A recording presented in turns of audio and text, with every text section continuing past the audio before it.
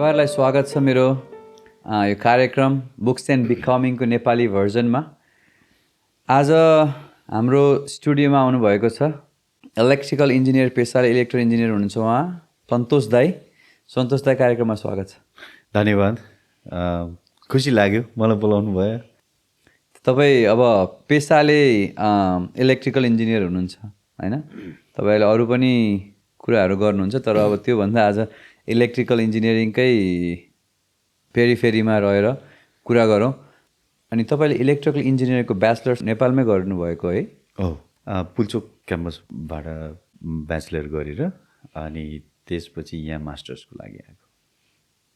अनि electrical engineering चाहिँ किन रोज्नुभयो? अनि त्यो क्वेसनको लागि धेरै धेरै धन्यवाद तपाईँलाई। इलेक्ट्रिकल इन्जिनियरिङै रोज्नुको एउटा एउटा इन्ट्रेस्टिङ रिजन पनि छ मेरो होइन। मेरो बुवा पहिला नेपाल विद्युत प्राधिकरणमा काम गर्नुहुन्थ्यो अनि बुवा चाहिँ ड्राइभर हुनुहुन्थ्यो। अनि बुवाले चाहिँ अब इन्जिनियरहरू, अब सबै हाकिमहरू त इन्जिनियरै हुन्छ नि। अनि त्यो हेर्दाखेरि मेरो छोरा पनि इन्जिनियर भइदिए होइन। मेरो छोरा पनि विद्युत प्राधिकरणमा काम गरिदिएँ त मैले नि होइन। मेरो छोरा हाकिम छ भन्नु पाउँथेँ होला भन्ने त्यो किसिमको सोच बुवाको रहेछ होइन। अनि बुवाले चाहिँ मलाई भन्नुहुन्थ्यो पनि कि अनि आएर हाकिमको कुरा गर्नुहुन्थ्यो होइन, यताउता। अनि त्यसपछि तैँले पनि इलेक्ट्रिकल इन्जिनियर हुनुपर्छ भन्नुहुन्थ्यो। अनि त्यसले पनि मलाई मोटिभेट गरे एउटा चाहिँ इलेक्ट्रिकल इन्जिनियरिङमै जानलाई, पार्टिकुलरली यही फिल्ड सेलेक्ट गर्नलाई। अनि अर्को कुरा चाहिँ मलाई इलेक्ट्रिकल सामानहरूमा सानैदेखि एकदमै इन्ट्रेस्ट लाग्ने होइन। अनि कस्तो नि, म अलि धेरै चकचकी पनि सामानहरू बिगार्ने, इलेक्ट्रिकल त्यो सर्किट ब्रेकरहरू अब बुवाले के लिएर आउनुहुन्थ्यो होइन, त्यो बिगार्ने, खोलेर हेर्ने। अनि त्यसपछि एउटा इन्ट्रेस्टिङ इभेन्ट के भएको थियो भने बुवाले फ्यान, यो सिलिङ फ्यान लिएर आउनुभएको थियो है। अनि बुवाले फिट गर्नुभएको थिएन, म सानै थिएँ। अनि त्यसपछि बक्समै राखेर जानुभएको थियो। मैले के गरेँ, मैले दिउँसो त्यो फ्यान खोलेर होइन फिट गरेर दिउँसोभरि हावा खाएर फेरि जस्ताको तस्तै फोल्ड गरेर राखिदिएको थिएँ कि। अनि मम्मीलाई चाहिँ त्यो थाहा थियो। अनि पछि मम्मीले बुवालाई भन्नुभयो होला नि त होइन। अनि बुवाले अझै पनि त्यही कुरा गर्नुहुन्छ कि तैँले यस्तो गरेको थिएँ, तँलाई पहिल्यैदेखि नै इलेक्ट्रिकल फिल्डमा इन्ट्रेस्ट हो भन्ने कुरा चाहिँ अहिले नि भन्नुहुन्छ होइन। त्यही भएर मलाई चाहिँ एउटा चाहिँ फ्यामिलीको कुरा पनि भयो, अर्को कुरा मलाई पनि अलिकति इन्ट्रेस्ट इलेक्ट्रिकल फिल्डमा भएको भएर चाहिँ म यही फिल्ड नै रोजेको। के न के त चुज गर्नुपर्छ भन्दामा एउटा यस्तो इनिमिनी माइने मजा होइन? इनिमिनी माइने त होइन, मेरो यो इन्ट्रेस्टकै फिल्ड हो। हजुर हजुर। मलाई फेरि पनि कसैले अप्सन दिएर तँ सिभिल, कम्प्युटर, इलेक्ट्रिकल के गर्छस् भन्यो भने म फेरि पनि इलेक्ट्रिकल नै रोज्छु, मैले सेकेन्ड अप्सन पाएँ भने पनि। त्यो तपाईँले त्यो स्टोरी सेयर गर्दाखेरि मलाई पनि आफ्नो बाल्यकालको एउटा स्टोरी याद आयो। नयाँ प्रिन्टर आएको थियो घरमा होइन, त्यो प्रिन्टर चाहिँ कसरी काम गर्छ भन्ने एकदमै त्यो इङ्कजेट प्रिन्टर थियो। त्यही भएर कुरेर बसेँ सबैजना घरबाट नगएसम्म। अनि द मोमेन्ट एभ्रिबडी सबैजना घरबाट जाने बित्तिकै खोल खाल गरेर अनि प्रिन्ट गरेर कसरी प्रिन्ट गर्दो रहेछ भने हेर। अनि फेरि जसै बनाउन सकेँ मैले, सक्यो जस्ताको त्यो नभइदिए चाहिँ ट्रबल हुन्थ्यो होइन, मुक्का खाइन्थ्यो होला। तर जसै भएको भएर चाहिँ जोगियो। तर बाल्यकालको कुराहरू डेफिनेटली बाल्यकालको कुराहरूले तपाईँको पछिसम्म लाइफ चेन्जिङ इभेन्ट पनि बन्न जान्छ होइन। हो होइन, यो कुराहरू सेयर गर्दाखेरि रमाइलो पनि हुँदो रहेछ कि। किन खास यत्तिकै म यो चुज गर्छु अथवा कसैले त यो चुज गर भनेर भन्दा पनि सानैदेखि त्यो एउटा सेप लिँदै आउँदो रहेछ कि के हुन्छु म पछाडि, के मलाई इन्ट्रेस्ट छ भनेर होइन।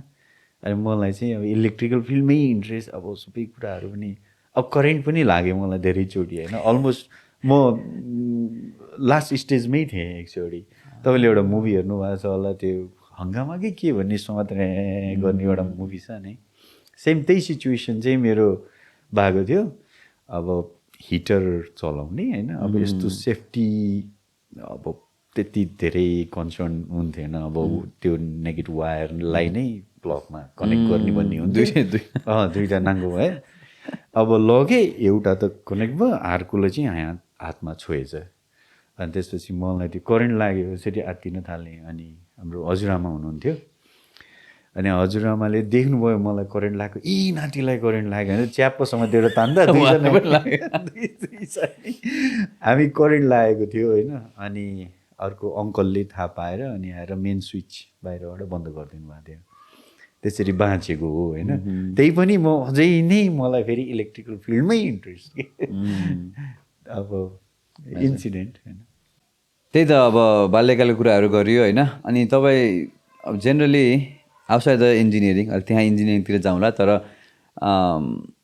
अब हामीहरूको बच्चाहरू छ होइन तर बच्चाहरूलाई इन्फ्लुएन्स गर्ने चाहिँ नेपालको तरिका र स्पेसली हेर्ने हो भने अमेरिकाको तरिका हेर्दाखेरि चाहिँ तपाईँले के फरक पाउनु भएको छ पढाइको क्षेत्रमा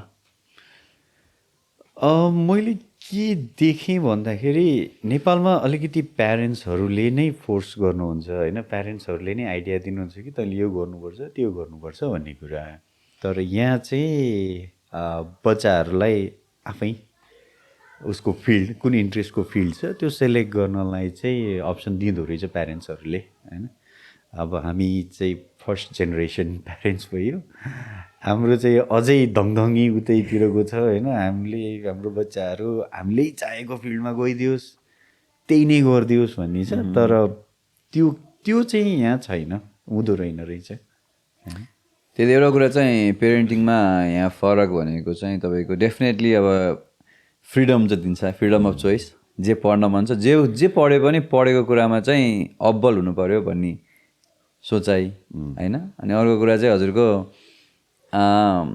प्रेसर र इन्फ्लुएन्समा फरक हुन्छ नि त प्रेसर दिँदाखेरि चाहिँ समटाइम अब पानीकै प्रेसर जेसुकै प्रेसर गर्दा एकतिर प्रेसर गर्दाखेरि अर्कोतिर हुत्तिने जस्तो त्यो अवस्था भएको चाहिँ मैले बच्चाहरूमा नेपालमा चाहिँ अब डरले पनि पढ्ने अवस्था हुन्थ्यो बाबाले भनिसकेपछि यहाँ चाहिँ हजुरको एउटा कुरामा प्रेसर दिँदाखेरि मैले आफैले देखेको पनि एउटा कुरा प्रेसर दिँदाखेरि अर्कोतिर बच्चा गइदिने पढ्नको लागि धेरै प्रेसर छैन यहाँ freedom country of freedom going back to इन्जिनियरिङमै फेरि फिर्ता जाँदाखेरि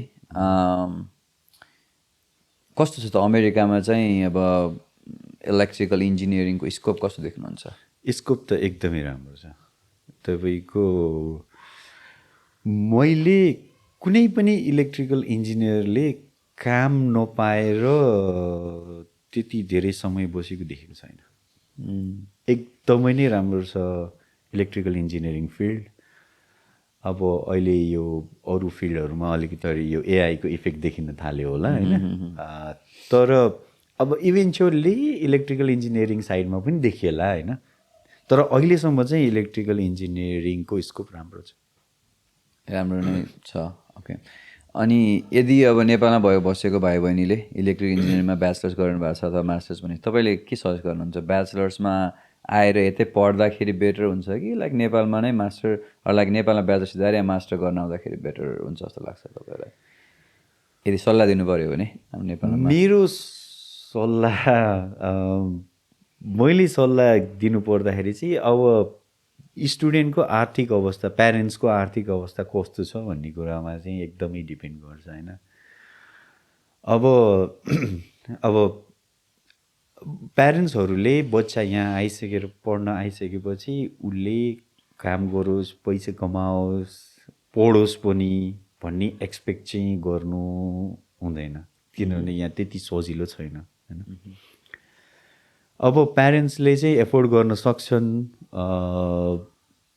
अनि बच्चाको पनि इन्ट्रेस्ट छ भने चाहिँ अब ब्याचलरमा आउँदा पनि भयो नत्र मेरो चाहिँ के छ भने मास्टर्समा आउँदा नै बेस्ट हुन्छ ब्याचलर उहीँ गर्ने अब सबै कुरा सिकेको पनि हुन्छ होइन अनि यहाँ आएर मास्टर्समा आउँदाखेरि डिफ्रेन्ट फन्डिङ अपर्च्युनिटीहरू पनि पाउँछ मास्टर्सको लागि धेरै हुन्छ ब्याचलरको भन्दा त्यो लिने अब पढाइ पनि सजिलोसँग पढ्ने किन के अरे अब पढाइमा मात्र फोकस गर्ने कामको कुरा सोच्नु परेन नि त्यो भएपछि अनि पढाइमा तपाईँको 1.5 वर्षमा मास्टर सकिन्छ, पढाइमा फोकस गरेर 1.5 वर्षमा मास्टर सकाइसकेपछि जागिर पाउन त्यस्तो गाह्रो हुँदैन, राम्रोसँग पढेको हुन्छ, राम्रो जिपिए हुन्छ, जागिर पाउनु त्यस्तो गाह्रो चाहिँ छैन इलेक्ट्रिकल इन्जिनियरलाई।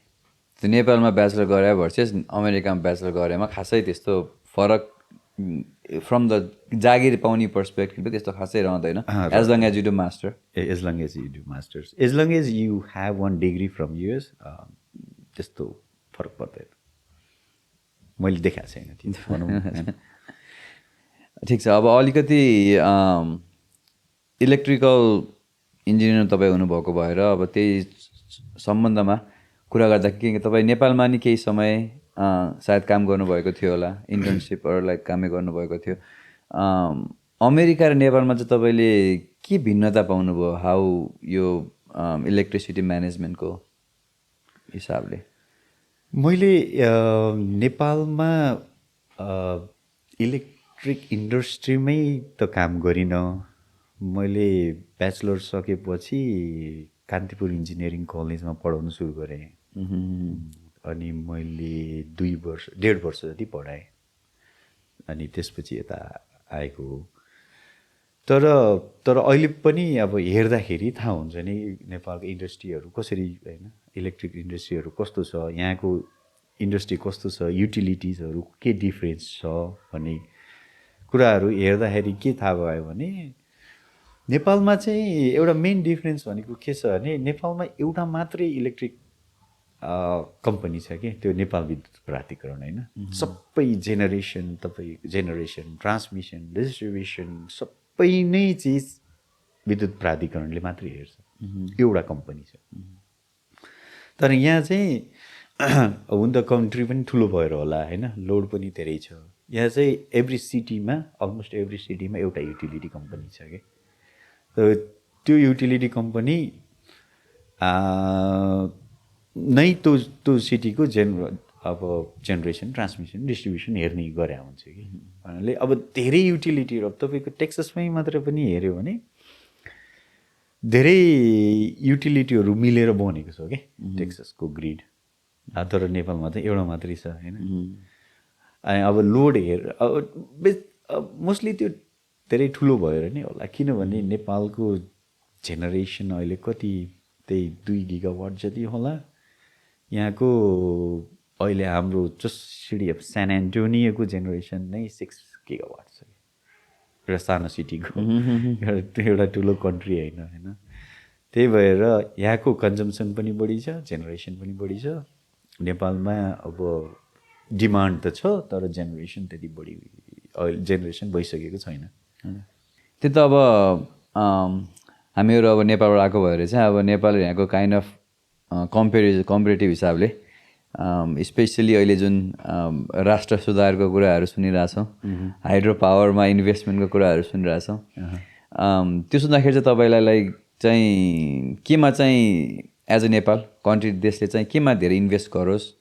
किनकि नेपालको अब एक्सपोर्ट गर्न सक्ने क्षमता भनेको बिगेस्ट त सायद इलेक्ट्रिसिटी नै होला, होइन र?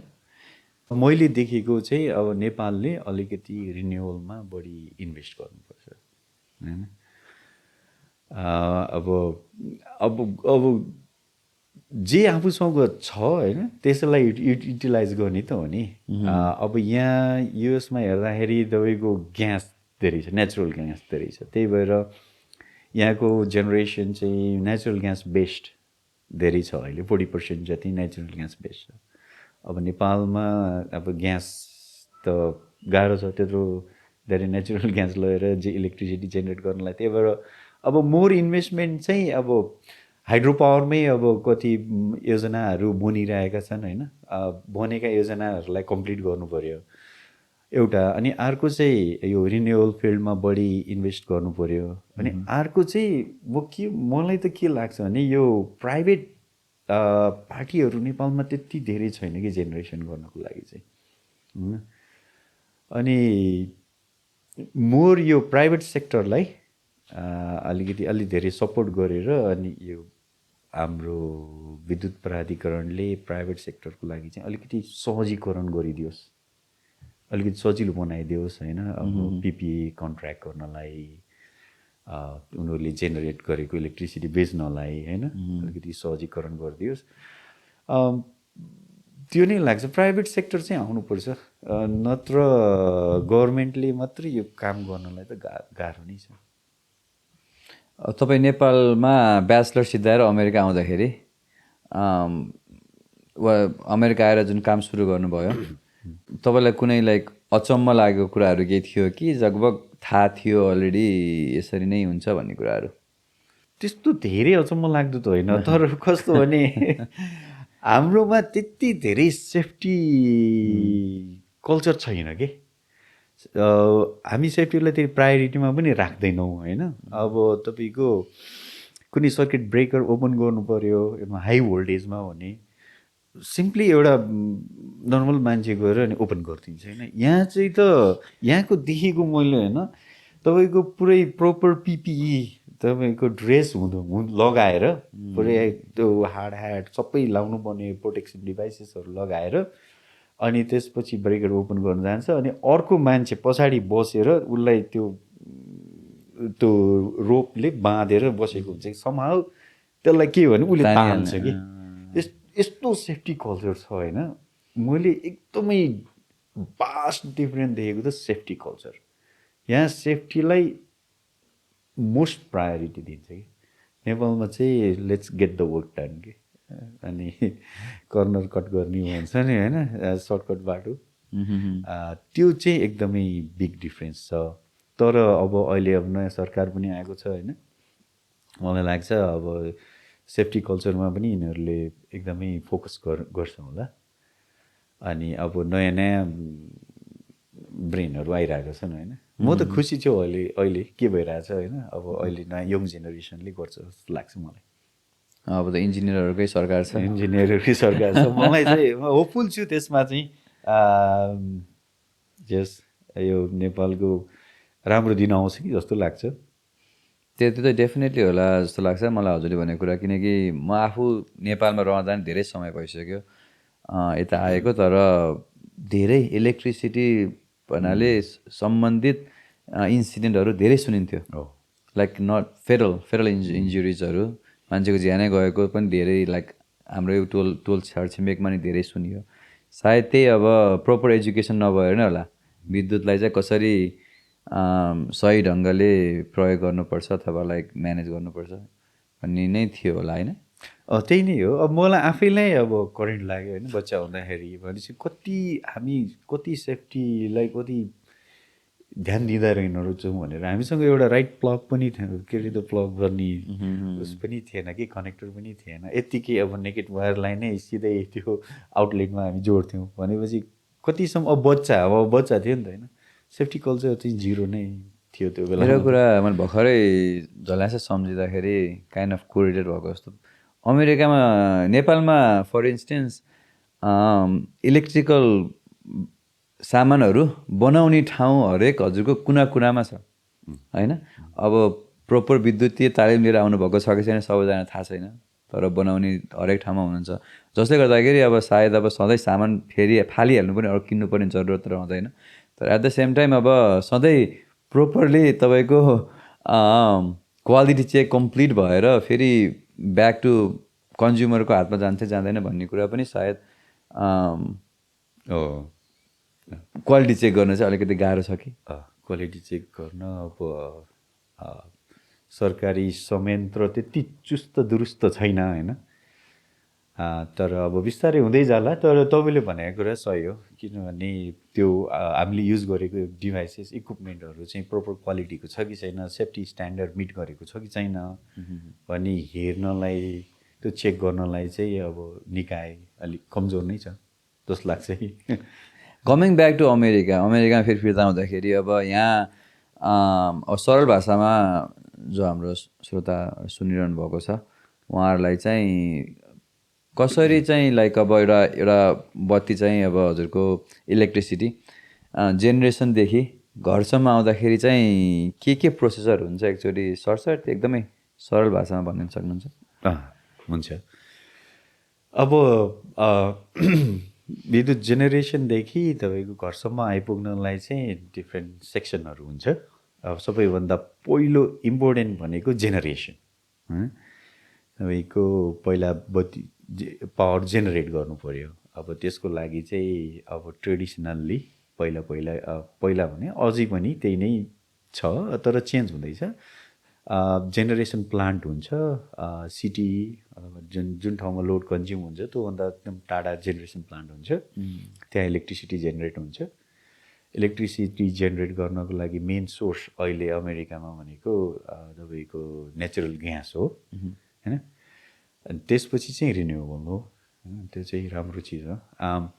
त्यहाँ इलेक्ट्रिसिटी जेनेरेट हुन्छ। अब त्यो इलेक्ट्रिसिटीलाई अब हामी भएको ठाउँसम्म ल्याइपुर्याउनको लागि चाहिँ अब डिस्टेन्स टाढा छ होइन, अनि तपाईँको जति बढी डिस्टेन्स तपाईँले इलेक्ट्रिसिटी ट्राभल गराउनुपर्छ त्यति नै लस बढी हुन्छ।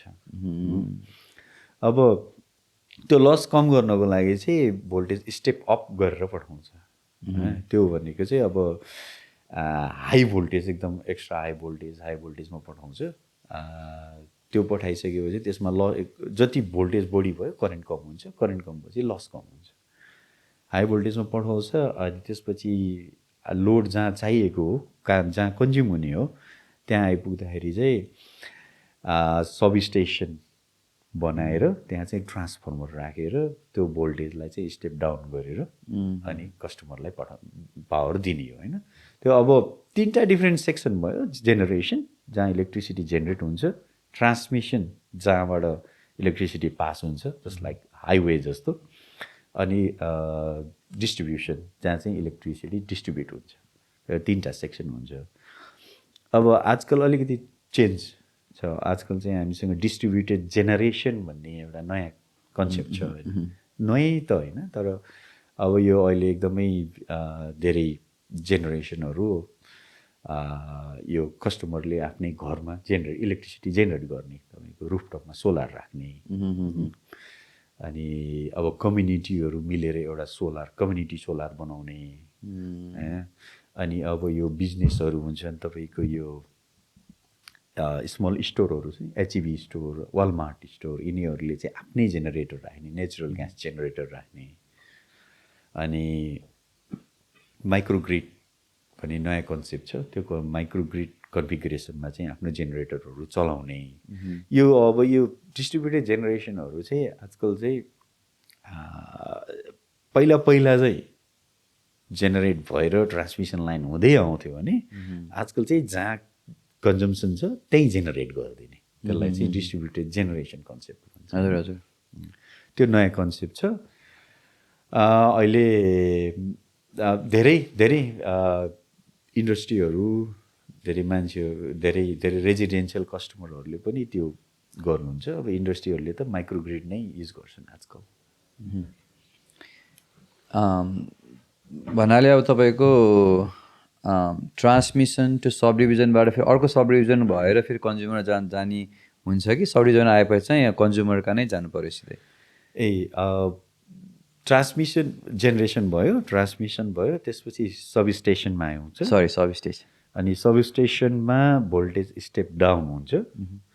अब त्यो भोल्टेज स्टिल हायर भोल्टेजमा हुन्छ कि त्यो हाम्रो अहिले टेक्ससकोमा हेर्नुभयो भने ट्रान्समिसन 138 किलोभोल्टको हुन्छ, सब स्टेसनमा आउँछ, सब स्टेसनमा 35 किलोभोल्ट हुन्छ ट्रान्सफर्मर पछि। अनि तपाईँको घरको अगाडि त्यो हरियो प्याडमाउन्ट ट्रान्सफर्मर हुन्छ नि, त्यो चाहिँ 35बाट 120 भोल्टमा त्यसले फेरि स्टेप डाउन गर्छ। बिचमा अझै एउटा ट्रान्सफर्मर हुन्छ, त्यसपछि 120 चाहिँ हाम्रो घरमा आउँछ। तपाईँले 120 भनेपछि मलाई याद आयो, नेपालमा चाहिँ कति 220 छ क्या है? 230 र यहाँ त्यो के फरक के छ? त्यो लाइक घरमा युज हुने इक्विपमेन्ट त अलमोस्ट लाइक सेमै देखिन्छ होइन, त्यो त्यसमा फरक के छ र किन त्यस्तो गरिएको होला? त्यसमा खास कुन देशले कुन स्ट्यान्डर्ड एडप्ट गर्यो भन्ने कुरा हो। अब हामीले नेपालमा चाहिँ इन्डिया, नेपाल हामीहरूले चाहिँ युरोपियन स्ट्यान्डर्ड एडप्ट गऱ्यौँ होइन, जो चाहिँ 230 भोल्ट छ। अनि तर अब यहाँ चाहिँ 120 भोल्टमा एडप्ट गऱ्यो। त्यो कुन स्ट्यान्डर्ड एडप्ट गर्यो भन्ने मात्रै हो। तर अब अलिकति डिफ्रेन्स के छ भने अलिकति हायर भोल्टेज भयो भने करेन्ट कम हुन्छ, पावर सेम नै हो, जति कन्जम्सन हुने पावर डिभाइसले उति नै खान्छ, तर भोल्टेज बढी भयो भने करेन्ट कम हुन्छ, भोल्टेज कम भयो भने करेन्ट बढी हुन्छ, दुइटाको मल्टिप्लाई गर्दा सेम भ्यालु आउँछ होइन। अब नेपालमा के हुन्छ, भोल्टेज हाई हुन्छ, डिभाइसमा जाने करेन्ट कम हुन्छ, त्यसको मतलब अलिकति लस कम हुन्छ होइन। अब यहाँ चाहिँ के छ, भोल्टेज 120 छ, डिभाइसमा जाने करेन्ट छ, तर अलिकति हाई लस होला होइन, तर त्यस्तो सिग्निफिकेन्ट लस भन्ने चाहिँ होइन। यहाँको इक्विपमेन्टहरू पनि एफिसियन्ट छ। ओन्ली डिफ्रेन्स भनेको त्यही अलिकति लस हुन्छ, अनि 120 मोर सेफ भयो किनभने लो भोल्टेज भयो, 230 अलिकति हायर भोल्टेज भयो, अलिकति रिस्की भयो, अनि तर कन्जम्सन हुने पावर चाहिँ सेम एमाउन्ट। नेपालमा करेन्ट लाग्दाखेरि धेरै करेन्ट लाग्ने, अमेरिकामा करेन्ट लाग्दा कम करेन्ट लाग्ने, त्यस्तो झड्का अब बढी झड्का लाग्ला, हायर भोल्टेजले बढी झड्का लाग्छ होइन, तर त्यस्तो त होइन, पावर त सेम, कन्जम्सन त एउटै हुन्छ, किनभने त्यो प्रडक्ट मल्टिप्लाई गर्ने हो करेन्ट र भोल्टेज, त्यो सेम नै हो। अब त्यो कुन कन्ट्रीले कुन स्ट्यान्डर्ड एडप्ट गर्यो भन्ने कुरामा छ, स्ट्यान्डर्डमा मात्रै भर पर्यो। ओके, अनि अब अमेरिकामा बसिरहनु भएको छ धेरैजना, अब काइन्ड अफ जसले हेर्नु भएको छ अहिले, अब हरेकचोटि हेर्दाखेरि बिलमा पैसा धेरै धेरै आएको जस्तो देखिन्छ, गरी महिनामा त अझै धेरै मूल्य तिर्नु परिरहेको हुन्छ इलेक्ट्रिकल बिलको लागि। के इक्विपमेन्टहरू तपाईँले घरमा चाहिँ जसले धेरै इलेक्ट्रिसिटी लिन्छ, अथवा लाइक समरमा बत्तीको बिल अलिक कम गर्नु छ भने चाहिँ के कस्तो उपायहरू अपनाउन सकिन्छ होला?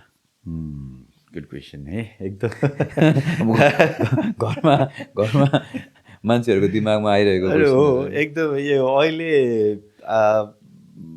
युटिलिटी बिल अब माथि मात्रै जान्छ, तल आउँदैन होइन, इट गोज अप अलवेज। अब घरमा इलेक्ट्रिसिटीको बिल कसरी घटाउने भन्दा अब धेरै उपायहरू छन् त्यसको लागि होइन। सबभन्दा एकदम इम्पोर्टेन्ट इलेक्ट्रिसिटी एकदम धेरै कन्ज्युम गर्ने भनेको तपाईँको एसीले हो, एचपिएसीले। अनि त्यसपछि आउँछ रेफ्रिजरेटर, अब ड्रायरहरू भयो होइन घरमा, वाटर हिटर, यिनीहरूले चाहिँ एकदम धेरै इलेक्ट्रिसिटी कन्ज्युम गर्ने हो। अब मेन त एसी नै भइहाल्यो। अब त्यसको लागि चाहिँ अब केही नम्बर अफ थिङ्स गर्न सकिन्छ। अब जस्तो फर इक्जाम्पल घरलाई एयर सिल्ड गर्नु पऱ्यो होइन, घरमा प्रोपर इन्सुलेसन गर्नु पऱ्यो। तपाईँको ढोकाबाट त्यो हावा आउने, झ्यालबाट हावा आउने, त्यो कुराहरूलाई चाहिँ स्टप गर्नु पऱ्यो होइन। एसी तपाईँले भित्र चलाइराख्नु भएको छ, बाहिरको तातो हावा आइरहेको छ भने त्यो एसीले ओभरवर्क गर्नु पऱ्यो कि होइन। त्यसले गर्दा कन्टिन्युसली एसी रन हुन्छ। तपाईँले चाहिँ प्रोपर सिल घरमा चाहिँ सिल गर्नु पऱ्यो, विन्डोज र डोरहरू एउटा होइन। अर्को चाहिँ अब तपाईँले एसीलाई ओभरवर्क नगराउने हो भने अब टेम्परेचर चाहिँ अब समर पिक डेमा अलिकति माथि नै राख्नु पऱ्यो। तपाईँ 74मै नराख्ने, 77, 78मा राख्ने होइन। त्यसले गर्दा पनि के हुन्छ भने एसी त्यति धेरै काम गर्दैन होइन। अनि ओभरवर्क गर्नु परेन, बिल कम हुन्छ डेफिनेटली। विन्टरमा पनि त्यही हो होइन, एकदम तातो घर बनाउनुभन्दा अलिकति लो टेम्परेचरमै राख्नुहोस्। अनि यो बाई डिफल्ट सेटिङ तपाईँको वासरमा, यो कपडा धुने मसिनहरूमा चाहिँ तातो पानी युज गरेको हुन्छ कि, त्यसलाई चाहिँ तातो पानी युज नगर्ने, चिसो पानीले धुने, त्यो पनि एउटा अप्सन हो होइन।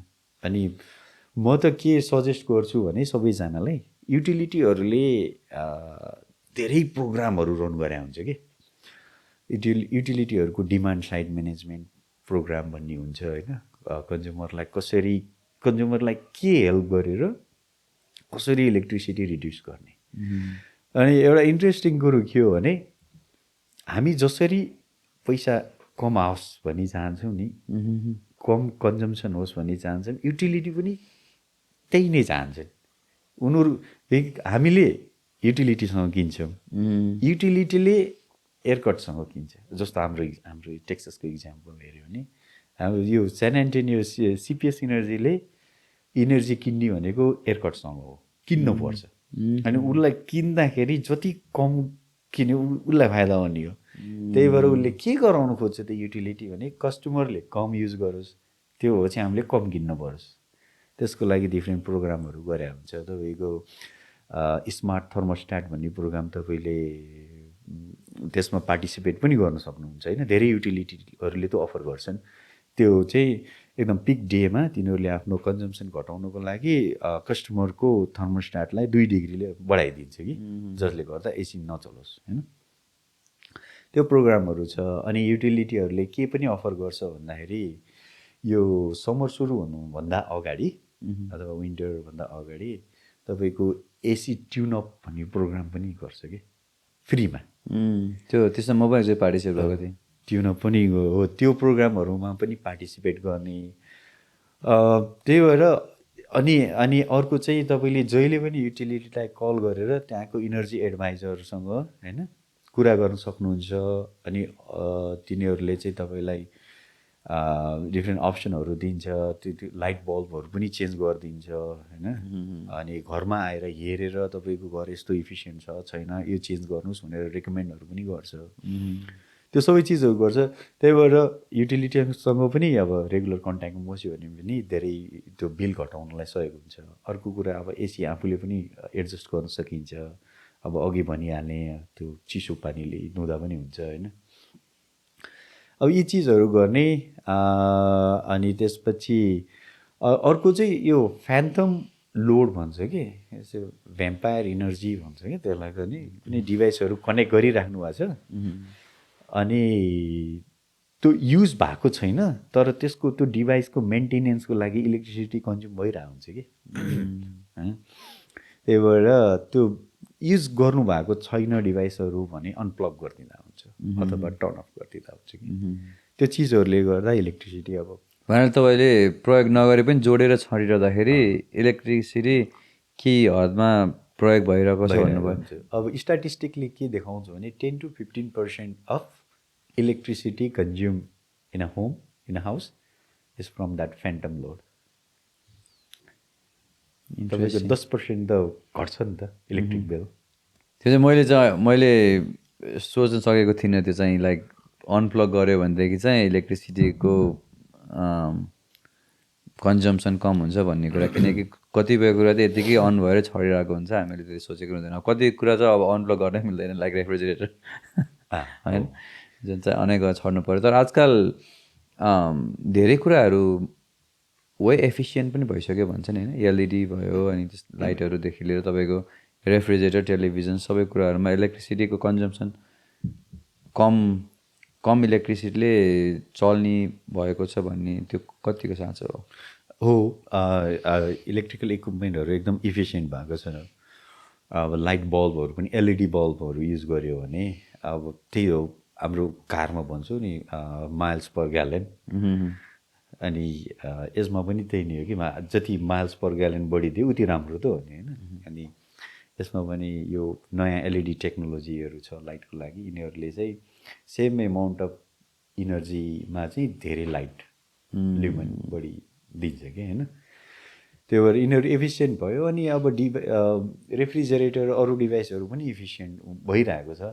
तर अर्को कुरा के छ भने इफिसियन्ट डिभाइसेसहरू भइरहेको छ, तर तपाईँले नोटिस गर्नुभएको छ कि छैन, घरमा डिभाइसेसहरू बढिरहेको छ। त्यही भएर इलेक्ट्रिसिटी कन्जम्सन घट्ने भन्दा नि नयाँ नयाँ डिभाइसेसहरू आइरहेको हुन्छ। पहिला एउटा घरमा हामीले हिसाब गर्दाखेरि तपाईँको 6.5 किलोवाट जति एउटा घरले कन्ज्युम गर्थ्यो, 6.5 किलोवाट। तर अहिलेको नयाँ घरहरूले चाहिँ तपाईँको 12 किलोवाट 15 किलोवाटसम्म चाहिँ कन्ज्युम गर्छ कि। अनि त्यो मतलब डिभाइसेसहरू इफिसियन्ट त भएको छन्, तर मोर एन्ड मोर डिभाइसेसहरू घरमा छन् कि। अनि अब इभी इलेक्ट्रिकल भेहिकलहरू चाहिँ अब लगभग एभ्री अदर हाउस होल्डमा एउटा इलेक्ट्रिकल भेहिकल हुने जस्तो अवस्था छ अहिले होइन हो। अब यसले चाहिँ इलेक्ट्रिसिटी सप्लाईलाई कस्तो चुनौती दिन्छ होला यसले चुनौती त मैले देखे अनुसार राम्रै चुनौती दिन्छ यसले किनभने इभी तपाईँको कसरी चार्ज गर्छ कस्टमरले भन्ने कुरामा नि धेरै कुरा असर पार्छ होइन तर इभी भनेको बिग लोड हो कि तपाईँको एउटा 15 किलोवाटको जति लोड कन्ज्युम गर्छ इभीले एकचोटि रन गर्दाखेरि होइन त्यो भनेको एकदम हाई अमाउन्ट अफ पावर हो कि अब तपाईँको सबै अब कुनै एरियामा सबै मान्छेहरू एकैचोटि घर आएर एकैचोटि इभी चार्ज गर्यो भने त एकदमै धेरै लोड कन्ज्युम गर्छ नि त हजुर हजुर अनि त्यही भएर आजकल चाहिँ इभी तपाईँको लोड म्यानेजमेन्ट इभी चार्जिङ म्यानेजमेन्ट पनि गर्छ पिक आवरमा चार्ज नगर्ने अफ पिक आवरमा चार्ज गर्ने होइन तर इभीको ग्रोथ चाहिँ एकदमै बढेको छ अब हाम्रै यो अहिले यही हाम्रै युटिलिटीको सिपिएस इनर्जीकै हेर्ने भने पनि इभी ग्रोथ चाहिँ तपाईँको अबाउट 400% छ नेक्स्ट 5 इयरमा वाउ तर एकदमै धेरै इभी ग्रोथ छ यसले चाहिँ इम्प्याक्ट त गर्छ तर अब नयाँ नयाँ टेक्नोलोजीहरू नयाँ चार्जिङ स्किमहरू आउँछ अनि अहिले एउटा नयाँ के आइरहेछ भने भेहिकल टु ग्रिड भन्ने नयाँ कन्सेप्ट आइरहेछ कि त्यो भनेको इभीमा भएको एक्सेस इनर्जी ग्रिडलाई सपोर्ट दिने ग्रिडबाट चार्ज मात्रै होइन कि ग्रिडलाई पनि दिने भेहिकल टु ग्रिड भन्ने नयाँ कन्सेप्ट छ अब त्यो चिजहरू पनि युटिलिटीहरूले यो म्यानुफ्याक्चररहरूले हेरिरहेको छन् कि त्यो भनेर तपाईँको लाइक फर इन्स्टेन्स भेहिकलको मोसनबाट यदि ब्याट्री चार्ज भयो भने you will give that back to the grid कस्तो होइन तपाईँको इभी फुल चार्ज छ 100% चार्ज छ अनि तपाईँको पिक आवर सबभन्दा गाह्रो भनेको म्यानेज गर्नमा पिक आवरमा हो कि पिक आवरमा instead of charging okay you give back तपाईँले चाहिँ आफ्नो गाडीलाई डिस्चार्ज गर्न थाल्ने ग्रिडलाई सपोर्ट गर्ने अनि अब 50% भएर के फरक पर्छ र गाडीमा होइन अनि 11 बजेपछि फेरि चार्ज गर्ने त्यसले गर्दा पैसा पनि कमाउँछ पैसा पनि आउँछ ग्रिडलाई पिक आवरमा जति सपोर्ट गर्यो ग्रिडले उति पैसा युटिलिटीले उति सपोर्ट गर्छ होइन तर भेहिकल टु ग्रिड भन्ने कन्सेप्ट पनि आएको छ कि आजकल तर त्यो त अब नयाँ टेक्नोलोजी हो होइन त्यसमा वर्क हुनै बाँकी छ कन्सेप्ट छ अब क्यालिफोर्नियातिर कति युटिलिटीहरूले पाइलट प्रोजेक्ट पनि सुरु गरे भन्ने चाहिँ मैले सुनेको छु तर अब हाम्रोमा चाहिँ छैन त्यस्तो क्यालिफोर्निया त अब इभीको म्याक्सिमम् कन्जम्सन त्यही हुन्छ भन्नाले धेरै इलेक्ट्रिकल भेहिकलहरू युज हुने ठाउँ क्यालिफोर्निया भएको होला अब टकिङ अबाउट इभीको बारेमा त कुरा गरियो तपाईँको इलेक्ट्रिकल सेक्टरमा अब आजदेखिको 2 देखि 5 वर्षभित्रमा चाहिँ कस्तो खाले चेन्जेसहरू आउँदैछ जस्तो लाग्छ तपाईँलाई अनि जेनरली चाहिँ अब हामीहरू डे टु डे लाइफमा चाहिँ कस्तो खाले असर चाहिँ पर्न सक्छ स्पेसली अब अमेरिकालाई नै हेरिकन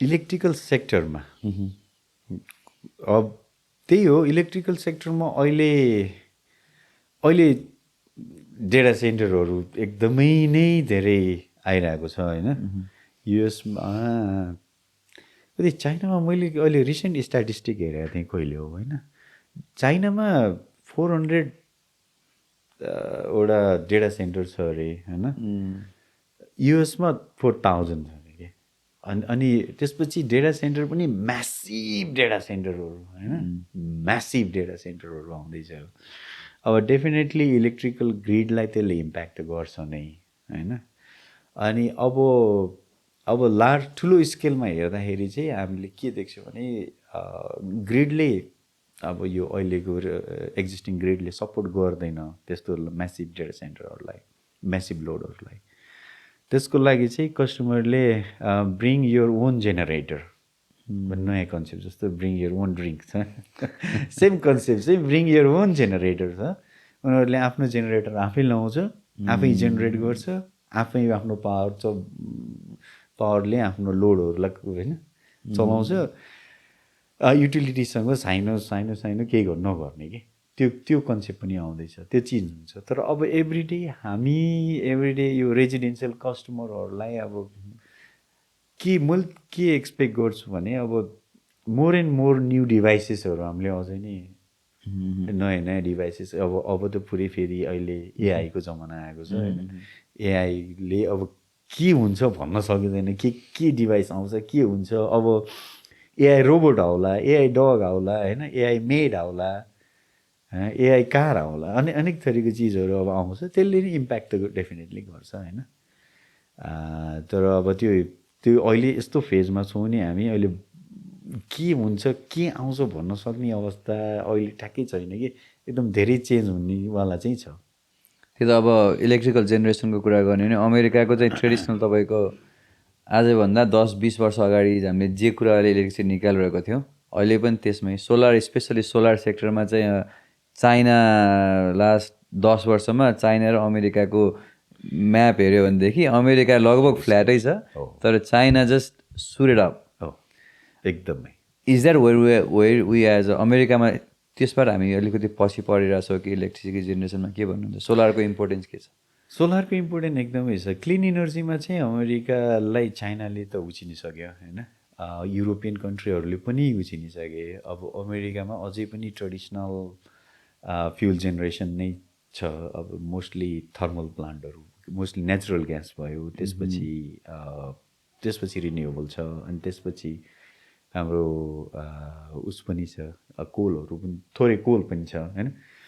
अब अमेरिकामा नेचुरल ग्यास छ, रिसोर्सेसहरू छ कि, अनि अब आफूसँग जे रिसोर्सेसहरू छ त्यही नै युज गर्छन् होइन, यहाँ छ। तर डेफिनेटली अब सोलर र विन्डमा चाहिँ अलिकति इन्क्रिज नै गर्नुपर्छ।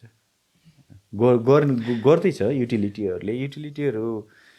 क्यालिफोर्नियाले त कति म्यान्डेटरी नै छ कि क्या, 2030मा कति % रिड्युस गर्ने होइन कार्बन फुटप्रिन्ट भनेर। अब अरू सबै युटिलिटीहरू पनि क्लिन इनर्जीतिरै छन्। त्यही त मैले सुनेअनुसार चाहिँ विन्ड चाहिँ अलि त्यति एफिसियन्ट हुँदैन, त्यो इक्विपमेन्टहरू पनि धेरै ठुलो अल दिस भन्ने। तर सोलर स्टिल चाहिँ सुन्दाखेरि चाहिँ राम्रो अप्सन जस्तो सुनिन्थ्यो, जुन चाहिँ अमेरिकामा त्यति धेरै इन्भेस्ट भएको छैन। सोलर अब कन्टिन्युस जेनेरेसन हुँदैन। मेन अब यो रिन्युएबल सोर्सको